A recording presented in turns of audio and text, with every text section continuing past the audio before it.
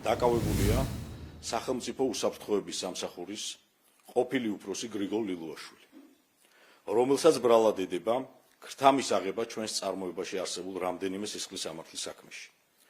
პირველი ეპიზოდი 2022 წლის ოქტომბრის თვეში მან თურქი ინვესტორი ჩაღათაი ულქერისგან ეკონომიკისა და მდგრადი განვითარების მინისტრის იმჟამინდელი პირველი მოადგილის რომეო მიქაუტაძის მეშვეობით ქრთამის სახით აიღო 1 მილიონი ამერიკული დოლარი, რათა მას ლობირება გაეწია ქარის ელექტროსადგურების მშენებლობასთან დაკავშირებულ ურთიერთთანამშრომლობის მემორანდუმის გაფორმებისათვის.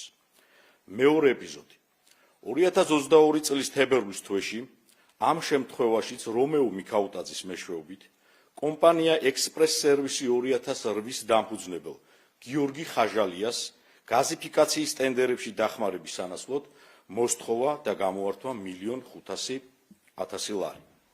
მესამე ეპიზოდი შეეხება 2021-2023 წლებს, როდესაც მიუხედავად ამ მიმართულებით სახელმწიფოს მიერ დეკლარირებული სამართლებრივი ბრძოლისა, ქვეყანაში მაინც რჩებოდა რამდენიმე ათეული თაღლითური კოლ-ცენტრი. მოწმეთა ჩვენებებით, აღნიშნული კოლ-ცენტრებიდან დიდი უმრავლესობა ეკუთვნოდა პირთა ჯგუფს, რომლებიც მიღებული შემოსავლებიდან სხვადასხვა ოპოზიციურ მედია საშუალებებს აფინანსებდნენ. ხოლო კოლ-ცენტრების შედარებით მცირე ნაწილის ძირითადი მფარველი იყო გრიგოლ ლილუაშვილი, რომელიც ამ საქმიანობას მისი ნათესავის სანდრო ლილუაშვილის მეშვეობით ახორციელებდა. აღნიშნული დანაშაულებრივი საქმიანობის შედეგად გრიგოლ ლილუაშვილმა ქრთამის სახით სანდრო ლილუაშვილის შუამავლობით დაახლოებით 1.365.000 ამერიკული დოლარი მიიღო. საზოგადოებას აქვე ვაცნობებთ, რომ ხსენებული ფაქტობრივი გარემოებებიდან გამომდინარე, გამოძიება დანაშაულებრივ სქემაში ჩართული სხვა პირების მიმართ მტკიცებულებების მოგროვებასთან ერთად ინტენსიურად მუშაობს ვერსიაზე, რომლის მიხედვითაც გრიგოლ ლილუაშვილი სხვა თანამზრახველებთან ერთად უზრუნველყოფდა, რომ არ გამჟღავნებულიყო ოპოზიციური მედია საშუალებების დამფინანსებელი თაღლითური კოლ-ცენტრების არსებობა, ხოლო თავის მხრივ ოპოზიციური მედია საშუალებები არ აშუქებდნენ ინფორმაციას ლილუაშვილის მფარველობის ქვეშ არსებული თაღლითური კოლ-ცენტრების არსებობის შესახებ, მიუხედავად იმისა, რომ მათ ეს ინფორმაცია გააჩნდათ. მეოთხე ეპიზოდი გრიგოლ ლილუაშვილი თავისი თანამდებობრივი მდგომარეობის გამოყენებით ქრთამის აღების სანაცვლოდ მფარველობას უწევდა თავის მეგობარს, თბილისის მერიის საბავშვო ბაღების მართვის სააგენტოს ყოფილ დირექტორს კახა გვანცელაძეს, რომელიც საბავშვო ბაღების მიერ განსახორციელებელი შესყიდვების ხელშეკრულებების გაფორმებაში მეწარმე სუბიექტებისგან ქრთამის სახით განსაკუთრებით დიდი ოდენობით თანხებს, ეგრეთ წოდებულ ატკატებს იღებდა.